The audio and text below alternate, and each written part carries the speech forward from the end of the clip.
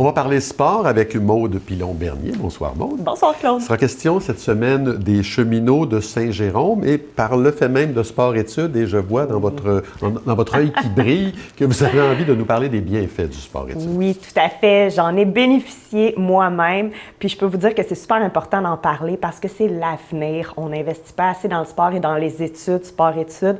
Donc, c'est bien pour prévenir d'éventuelles, justement, crises dans le monde de la santé. Donc, je voulais rappeler aux gens les bienfaits, certains bienfaits parce qu'il y en a vraiment beaucoup d'autres, mais surtout au niveau des études, c'est que ça va motiver les jeunes beaucoup plus que ceux qui vont pas nécessairement faire une activité sportive. On va aussi retrouver une hausse de la confiance puis de l'estime de soi chez les élèves, les étudiants et les athlètes en sport-études.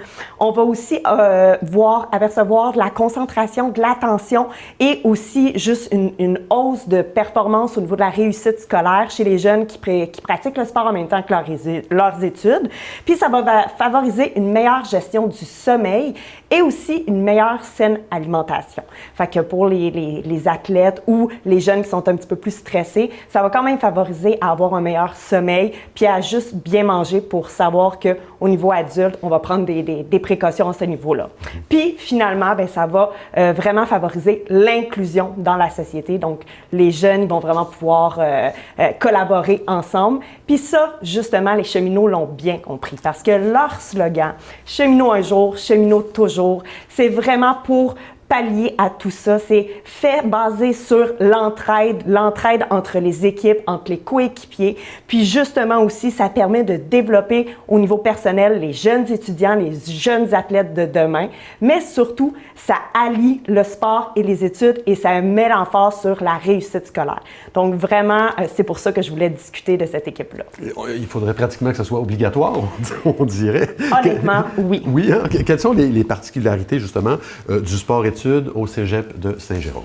Il y en a vraiment plusieurs, mais entre autres, c'est que c'est vraiment 13 équipes sportives avec plus de 7 disciplines, dont nouvellement le hockey-ball qui a fait son apparition au cégep de Saint-Jérôme. C'est aussi 235 athlètes et 25 entraîneurs. Il y a aussi des intervenants en soins thérapeutiques, à l'animation, mais vraiment une belle équipe d'intervenants qui sont derrière les jeunes puis qui les encadrent. Fait que ça fait vraiment un bel esprit d'équipe un peu partout, pas juste entre coéquipiers, entre collègues, mais vraiment parmi tous les intervenants du professionnel au niveau de l'école. Puis aussi, c'est que pour encadrer ces athlètes-là, ils vont bénéficier d'installations de qualité, puis on va voir augmenter l'agrandissement de ces installations-là dans le futur aussi. C'est un de leurs futurs projets. De plus, ils vont faire de l'encadrement sportif. Ça veut dire qu'ils vont vraiment faire en sorte que les horaires des étudiants correspondent aux horaires au niveau des études. Donc, personne va intervenir au niveau du sport, personne va intervenir dans les études. Ça va vraiment permettre d'interagir entre eux pour pouvoir justement faire leur saison comme il se doit. Puis justement, il va y avoir aussi de l'encadrement pédagogique. Donc, si on voit que les étudiants ne sont pas capables nécessairement d'y arriver dans leurs devoirs, dans leurs leçons, bien, il va y avoir des périodes supplémentaires pour qu'ils puissent étudier ou avoir accès à des gens qui vont pouvoir les encadrer au niveau pédagogique. De plus, on va avoir des services, comme je l'ai dit, de thérapie sportive, physiothérapie, kinésiologue, tout ça pour encadrer vraiment la performance puis la prévention des blessures. Puis, il va y avoir un accès aux résidences qui va être permis pour les athlètes là, en sport-études du cégep. Puis, justement, ils vont vouloir aller recruter dans les prochaines années. Donc, on va voir une augmentation là, de la présence dans nos écoles secondaires de la région, puis dans la communauté, pour pouvoir encore plus aller chercher des prochains athlètes, une prochaine génération de sportifs. Donc, on va voir là, les cheminots, on va encore entendre parler d'eux. Oui, bien, je signale justement que demain, à l'émission, les gens pourront voir un reportage qui a été fait par notre journaliste, Lara Maté-Jaunet. Oui. Parlant des cheminots encore, puisque c'est le sujet de la chronique, oui.